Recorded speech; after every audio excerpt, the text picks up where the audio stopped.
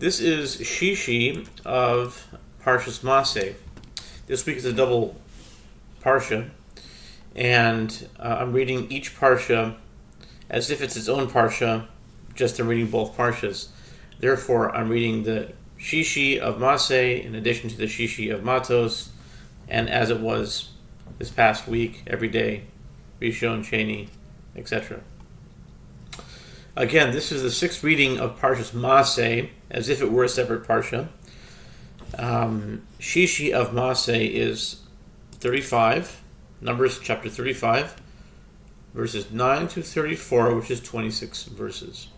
Starting with verse 9, the Lord spoke to Moses, saying, "Speak to the children of Israel, and say to them, when you cross the Jordan to the land of Canaan, you shall designate cities for yourselves. They shall be cities of refuge for you, and a murderer who killed a person unintentionally shall flee there.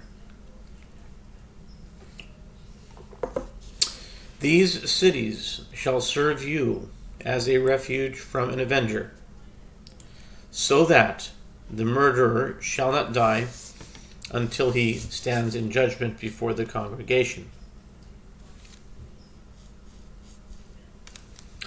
The cities that you provide shall serve as 6 cities of refuge for you. You shall provide the 3 cities in the Transjordan, and the 3 cities in the land of Canaan. They shall be cities of refuge. These cities shall be a refuge for the children of Israel and for the proselyte and resident among them, so that anyone who unintentionally kills a person can flee there. If he struck him with an iron instrument and he dies, he is a murderer, and the murderer shall be put to death. If he struck him with a fist-sized stone, which is deadly, and he dies, he is a murderer, and the murderer shall be put to death. Or with a fist-sized wooden instrument, which is deadly, and he dies, he is a murderer, and the murderer shall be put to death. The blood avenger shall kill the murderer. He may kill him when he meets him. If out of hatred he pushed him, or threw something at him with premeditation and he died, or if he maliciously struck him with his hand and he died, the assailant shall be put to death. He is a murderer. The blood avenger may kill the murderer when he meets him. But if he pushed him accidentally, without malice, or threw an object at him without premeditation, or with any stone which is deadly, and without seeing his victim he threw it down at him and killed him, and it killed him, but he was not his enemy and bore him no malice, then the congregation shall judge between the assailant and the blood avenger on the basis of these judgments. The congregation shall protect the murderer from the hand of the blood avenger, and the congregation shall return him to the city of refuge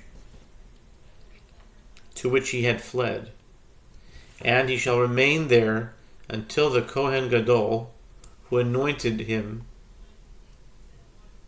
with the sacred oil, dies, or the Kohen Gadol who he was anointed with the sacred oil dies. But if the murderer goes beyond the border of the city of refuge to which he had fled, and the blood avenger finds him outside the limits of his city of refuge, and the blood avenger slays the murderer, he has no blood. For he shall remain in his city of refuge until the Kohen Gadol dies. And only after the Kohen Gadol has died may the murderer return to the land which is his possession. These shall be for you a statute of justice for all your generations in all your dwelling places. Whoever kills a person based on the testimony of witnesses, he shall slay the murderer. A single witness may not testify against a person so that he should die.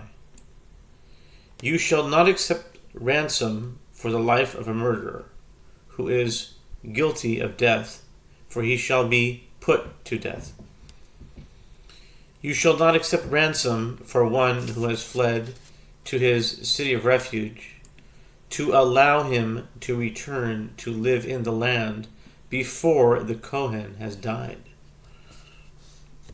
And you shall not corrupt the land in which you live, for the blood corrupts the land, and the blood which is shed in the land cannot be atoned for except through the blood of the one who shed it.